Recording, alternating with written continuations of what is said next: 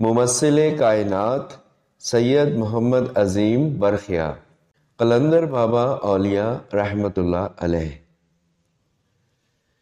نوع انسان میں زندگی کی سرگرمیوں کے پیش نظر طبائع کی مختلف ساخت ہوتی ہے۔ مثلاً ساخت الف، بے، پے، چے وغیرہ وغیرہ۔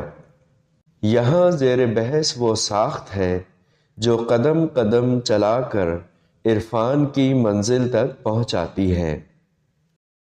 مادی مثال۔ پہلے ہم ایک مادی مثال دیتے ہیں۔ وہ یہ ہے کہ اگر کوئی شخص مصور ہونا چاہے تو وہ تصویر کے خد و خال کو اپنی طبیعت میں رفتہ رفتہ جذب کرتا جاتا ہے۔ اس کے حافظے میں یہ بات محفوظ ہے کہ کانوں کی ساخت کے لیے پینسل کے ایک خاص وضع کے نشانات استعمال ہوں گے، آنکھوں کی ساخت کے لیے دوسری وضع کے، بالوں کی ساخت کے لیے تیسری وضع کے۔ مشق کرتے کرتے وہ انسانی جسم کے ہر عضو کی ساخت کو پینسل کے نقش کی صورت میں پوری طرح ظاہر کرنے پر قابو پا جاتا ہے۔ اب ہم اس کو مصور کہہ سکتے ہیں۔ یہ سب کچھ کس طرح ہوا؟ اس کے ذہن میں انسانی خد و خال کا عکس موجود تھا۔ جب اس عکس کو نقل کرنے کے لیے اس نے پینسل استعمال کرنا چاہی تو وہ عکس جو اس کے ذہن میں موجود تھا بار بار اس کی رہنمائی کرتا رہا۔ ساتھ ساتھ جس استاد نے اس کو مصوری کا فن سکھایا وہ یہ بتلاتا گیا کہ پینسل اس طرح استعمال کی جاتی ہے اور کسی عضو کے نقش کو ترتیب دینا اس طرح عمل میں آتا ہے۔ استاد کا کام صرف اس ہی قدر تھا، لیکن تصویر کا عکس استاد نے اس کے ذہن میں منتقل نہیں کیا، وہ اس کے باطن میں پہلے سے موجود تھا۔ دوسرے الفاظ میں ہم اس طرح کہہ سکتے ہیں کہ اس کی روح کے اندر نوع انسانی کے ہزار در ہزار خد و خال محفوظ تھے۔ جب اس نے ایک استاد کی رہنمائی میں ان خد و خال کو کاغذ پر نقش کرنا چاہا تو وہ تمام نقوش جو ذہن میں موجود تھے کاغذ پر منتقل ہو گئے۔ علی ھذا القیاس مادی فنون کی اس قسم کی ہزارہا مثالیں ہو سکتی ہیں جن سے ہم ایک ہی نتیجہ اخذ کرتے ہیں، اور وہ یہ ہے کہ انسان بالطبع مصور، کاتب، درزی، لوہار، بڑھئی، فلسفی، طبیب وغیرہ وغیرہ سب کچھ ہوتا ہے، مگر اسے کسی خاص فن میں ایک خاص قسم کی مشق کرنا پڑتی ہے۔ اس کے بعد اس کے مختلف نام رکھ لیے جاتے ہیں اور ہم اس طرح کہتے ہیں کہ فلاں شخص مصور ہو گیا، فلاں شخص فلسفی ہو گیا۔ فی الواقع وہ تمام صلاحیتیں اور نقوش اس کے ذہن میں موجود تھے، اس نے صرف ان کو بیدار کیا۔ استاد نے جتنا کام کیا وہ صرف صلاحیت کے بیدار کرنے میں ایک امداد ہے۔ اب ہم اصل مقصد کی طرف آتے ہیں۔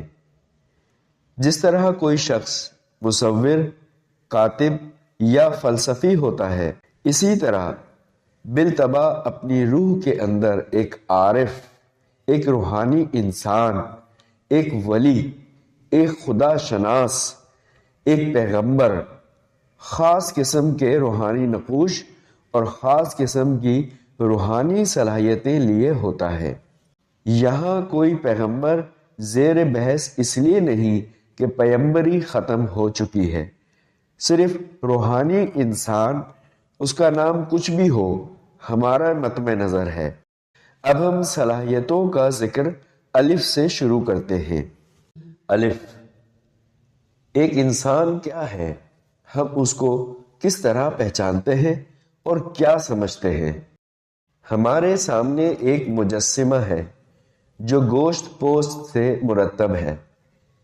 طبی نقطہ نظر سے ہڈیوں کے ڈھانچے پر رگ پٹھوں کی بناوٹ کو ایک جسم کی شکل و صورت دی گئی ہے۔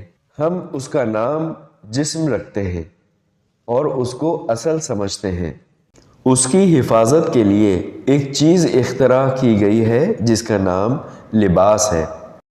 یہ لباس سوتی کپڑے کا، اونی کپڑے کا یا کسی کھال وغیرہ کا ہوا کرتا ہے۔ اس لباس کا محض استعمال صرف گوشت پوست کے جسم کی حفاظت ہے۔ فی الحقیقت اس لباس میں اپنی کوئی زندگی یا اپنی کوئی حرکت نہیں ہوتی۔ جب یہ لباس جسم پر ہوتا ہے تو جسم کے ساتھ حرکت کرتا ہے، یعنی اس کی حرکت جسم سے منتقل ہو کر اس کو ملی، لیکن در حقیقت وہ جسم کے اعضاء کی حرکت ہے۔ تشریح: حرکت کیا ہے؟ آدمی لائٹ یعنی روح ہے اور لائٹ کہیں سے آ رہی ہے۔ اگر لائٹ کا آنا موقوف ہو جائے تو 1000 بلب اندھیرے میں تبدیل ہو جائیں گے، یعنی روشنی نہیں ہوگی۔ اسی طرح اگر آدمی کے اندر زندگی کے یونٹ منقطع ہو جائیں تو پھر جسم ڈیڈ باڈی ہو جائے گا۔ جس طرح بجلی نہ ہونے سے بلب بے جان ہے، یعنی کرنٹ کی رو اس نظام سے قطع تعلق کر لیتی ہے۔ قارئین، زندگی کیا ہے؟ کرنٹ ہے۔ کرنٹ کی ترسیل کیسے ہو رہی ہے؟ تار در تار ایک دوسرے سے مل کر کرنٹ کی ترسیل کو جاری رکھتے ہیں۔ سوچئے، تفکر کیجئے، گھر میں بجلی کی ترسیل کے نظام کو دیکھیے۔ رگوں کے جال کے ایک دوسرے سے تعلق قائم ہونے پر تفکر کیجئے تو اس کی ذات جنریٹر ہے۔ آدمی کے اندر روشنی کا اصل نام نور ہے، جو مادی دنیا میں روشنی کے نام سے متعارف ہے۔ جب ہم ہاتھ اٹھاتے ہیں تو آستین بھی گوشت پوست کے ہاتھ کے ساتھ حرکت کرتی ہے۔ یہ آستین اس لباس کا ہاتھ ہے جو لباس جسم کی حفاظت کے لیے استعمال ہوا ہے۔ اس لباس کی تعریف کی جائے تو یہ کہا جائے گا کہ جب یہ لباس جسم پر ہے تو جسم کی حرکت اس کے اندر منتقل ہو جاتی ہے، اور اگر اس لباس کو اتار کر چارپائی پر ڈال دیا جائے یا کھوٹی پر لٹکا دیا جائے تو اس کی تمام حرکتیں ساقط ہو جاتی ہیں۔ اب ہم اس لباس کا جسم کے ساتھ موازنہ کرتے ہیں۔ اس کی کتنی ہی مثالیں ہو سکتی ہیں، یا صرف ایک مثال دے کر صحیح مفہوم ذہن نشین ہو سکتا ہے۔ وہ یہ ہے کہ آدمی مر گیا، مرنے کے بعد اس کے جسم کو کاٹ ڈالیے، ٹکڑے کر دیجئے، گھسیٹیے، کچھ کیجئے، جسم کی اپنی طرف سے کوئی مدافعت، کوئی حرکت عمل میں نہیں آئے گی۔ اس مردہ جسم کو ایک طرف ڈال دیجئے تو اس میں زندگی کا کوئی شائبہ، کسی لمحے بھی پیدا ہونے کا کوئی امکان نہیں ہے۔ اس کو جس طرح ڈال دیا جائے گا پڑا رہے گا۔ اس کے معنی یہ ہوئے کہ مرنے کے بعد جسم کی حیثیت صرف لباس کی رہ جاتی ہے، اصل انسان اس میں موجود نہیں رہتا، وہ اس لباس کو چھوڑ کر کہیں چلا جاتا ہے۔ جب مشاہدات اور تجربات نے یہ فیصلہ کر دیا کہ گوشت پوست کا جسم لباس ہے، اصل انسان نہیں، تو یہ تلاش کرنا ضروری ہو گیا کہ اصل انسان کیا ہے اور کہاں چلا گیا۔ اگر یہ جسم اصل انسان ہوتا تو کسی نہ کسی نوعیت سے اس کے اندر زندگی کا کوئی شائبہ ضرور پایا جاتا، لیکن نوع انسانی کی مکمل تاریخ ایسی ایک مثال بھی پیش نہیں کر سکتی کہ کسی مردہ جسم نے کبھی کوئی حرکت کی ہو۔ اس صورت میں ہم اس انسان کا تجسس کرنے پر مجبور ہیں جو جسم کے اس لباس کو چھوڑ کر کہیں رخصت ہو جاتا ہے۔ اسی انسان کا نام انبیاء کرام کی زبان میں روح ہے، اور وہی انسان کا اصلی جسم ہے۔